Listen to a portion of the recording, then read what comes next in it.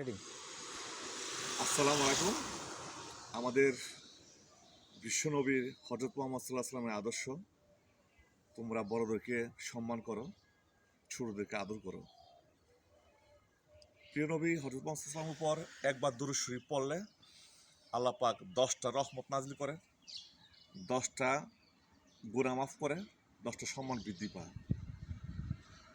সম্মানিত প্রিয় ভাই বোনেরা, আসুন আমরা প্রিয় নবীর উপর বেশি বেশি দুরূদ শরীফ পড়ি এবং আস্তাগফিরুল্লাহ পড়ি এবং সবাই যেন 5 ওয়াক্ত নামাজ পড়তে পারি, আল কোরআনের প্রতি চলতে পারি এবং হাদিসের প্রতি চলতে পারি।